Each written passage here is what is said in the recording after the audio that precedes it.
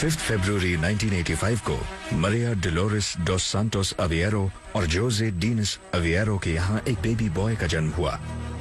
वो सिंपल लोग थे और एक कुक और गार्डनर के तौर पर सैंटो एंटोनियो फुंचाल में अपनी जिंदगी जिए जा रहे थे। ये स्मॉल टाउन पोर्चुगल के मडेरा आइलैंड पर बसा है।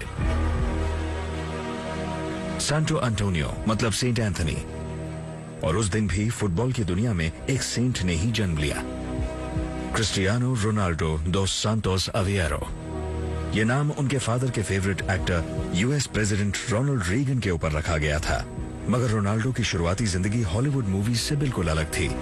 उनकी रैग्स टू रिचेस स्टोरी की शुरुआत बचपन से ही हुई, जब उनका परिवार बहुत गरीब था। टाउन के बाकी लोगों की तरह उनकी कैथोलिक फैमिली को भी सर्वाइव करने के लिए कड़ी मेहनत करनी पड़ती थी। घर और खाना उनके लिए लग्जरीज थी, और क्रिसमस पर शायद ही कभी दावत होती हो। उनका घर टीन की छत वाला एक झोपड़ा था, जिसमें पोर्चुगल में अक्सर आने वाले तूफानों की वजह से लीकेज होती रहती थी। A lot of guys do come out from poverty, hard upbringings, and that's their motivation. A lot of that is the motivation that keeps them pushing. Cristiano घर के सबसे छोटे लड़के थे, जिनके बड़े भाई ह्यूगो और बड़ी सिस्टर्स एल्मा और लिलियाना कैटिया थीं। घर छोटा था, इसीलिए रोनाल्डो को अपने भाई और दोनों बहनों के साथ रूम शेयर करना पड़ता था। मिट्टी का फ्लोर ही उनका बेड होता था, कपड़ों का गट्ठर पिलो का काम करता था, और फैमिली की गरीबी की वजह से बचपन में उनका कोई दोस्त भी नहीं था। वो एक लोनली बॉय थे, जिनका एक लौता दोस्त बना एक कटा फटा फुटबॉल जो उन्हें रास्ते पर पड़ा हुआ मिला था। वो उस बॉल को लेकर पास की दीवार पर जाते और सीमेंट और स्टोन से बनी उस दीवार के साथ प्रैक्टिस करते। वो हर वक्त अपने उस फुटबॉल दोस्त के साथ रहते, और कई बार तो उसके लिए खाना और स्कूल भी छोड़ देते थे।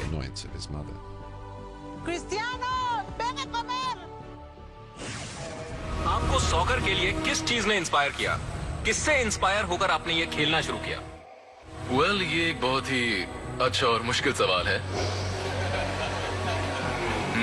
मैं नहीं जानता कि मैं फुटबॉलर क्यों हूँ। शायद बचपन से मैं फुटबॉल ही खेलता आया हूँ, और क्योंकि ये एक पॉपुलर स्पोर्ट है, शायद इसकी वजह ये भी है कि मेरा भाई, मेरे फादर और मेरे कजिन्स सब फुटबॉल खेला करते थे। He feito uma presença ao vivo e estou feliz com muita energia para fazer el mejor.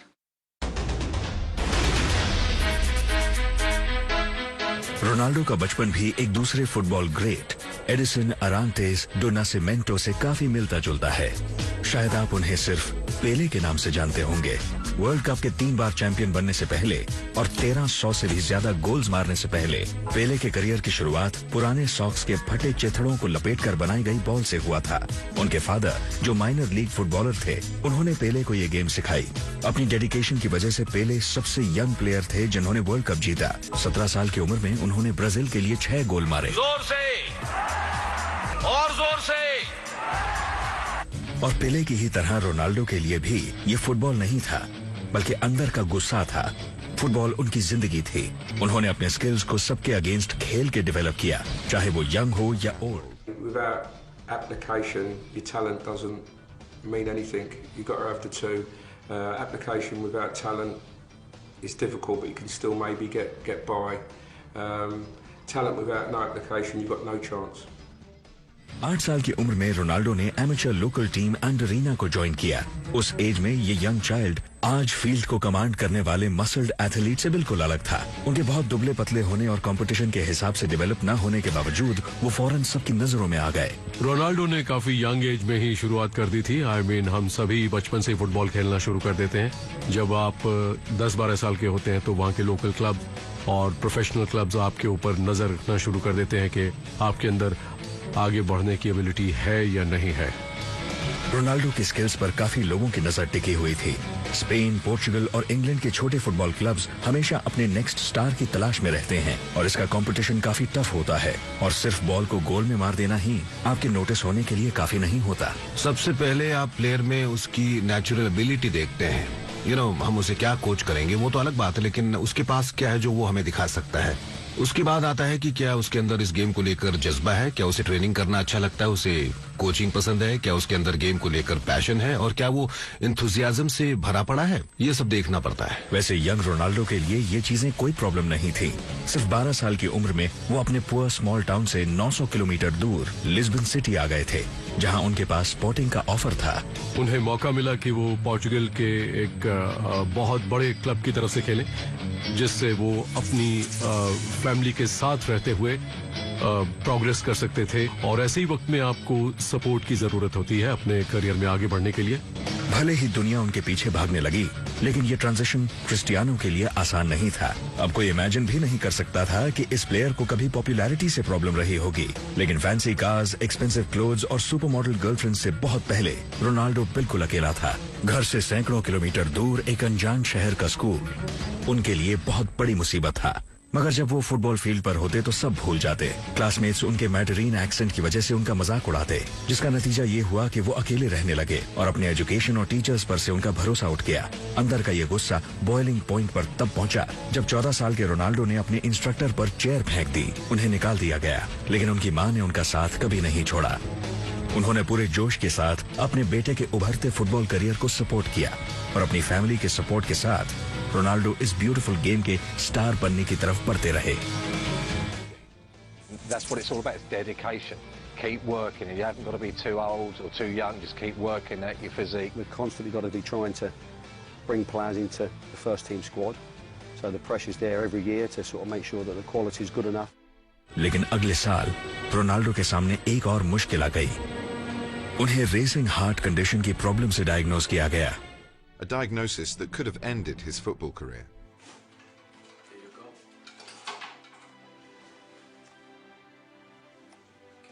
Though the young player thought the issue was merely a waste of time, Maria was devastated.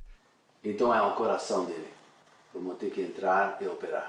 Oh no, es mi septiembre. Vamos ter que entrar e operar. Oh no, pero es algo serio. Vai ser melhor do que antes. Não se preocupe. Ok, está bien. Todo va a estar bien. Vamos a hacerlo. Ronaldo की mother ने उनका operation करवाने का फैसला किया। उसके बाद जो हुआ वो पूरी दुनिया जानती है। पहले से भी अच्छी हालत में आ चुके रोनाल्डो के लिए 12 अगस्त 2003 को किस्मत ने सारे दरवाजे खोल दिए। इस 17 साल के प्लेयर के ऊपर सभी फुटबॉल स्काउट्स की नजर थी। क्रिस्टियानो की टीम का मुकाबला फुटबॉल जायंट मैनचेस्टर यूनाइटेड के साथ था।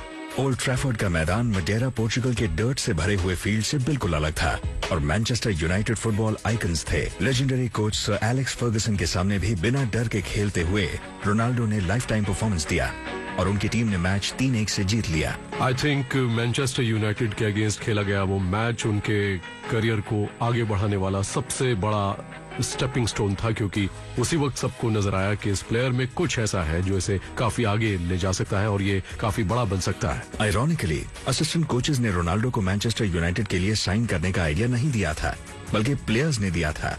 मैच के बाद घर वापस आते हुए उनके वुड बी टीममेट्स ने फर्गसन को कन्विंस किया कि रोनाल्डो मैनचेस्टर यूनाइटेड में होना चाहिए, लेकिन दूसरे क्लब्स ने भी इस टीनेज फिनोमेनन को पहचान लिया था। आर्सेनल के मैनेजर आर्सन वेंगर की वजह से रोनाल्डो का मैनचेस्टर यूनाइटेड तक का सफर डीरेल होने वाला था। इनफैक्ट रोनाल्डो गूनर्स के साथ डील साइन करने ही वाले थे, मगर फर्गसन ने रोनाल्डो को चुरा लिया। मुझे याद है जब वो यहाँ आया था तो 17 साल का था और उसने खुद को एक ग्रेट फुटबॉलर के रूप में डेवलप किया और ये एक अच्छी बात है। कभी घुमा फिरा कर बात न करने वाले फर्गसन एक विजनरी थे, जिन्होंने दुनिया के बेस्ट फुटबॉल क्लब को 20 साल से भी ज्यादा वक्त तक चलाया। उन्होंने 38 ट्रॉफीज जीती, जिनमें 3 प्रीमियर लीग टाइटल्स भी थे।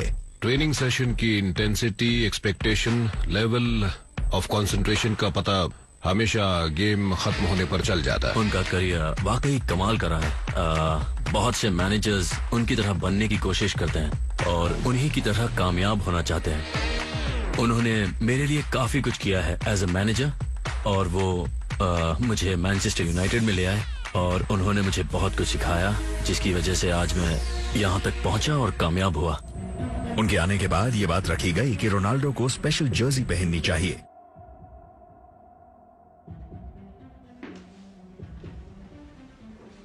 I want you to join us. Leave my club in Spain? This move will change your life. but Ferguson insisted. Cristiano Ronaldo would don the heavily weighted number 7. To wear number 7. I can't. That number belongs to legends. Exactly.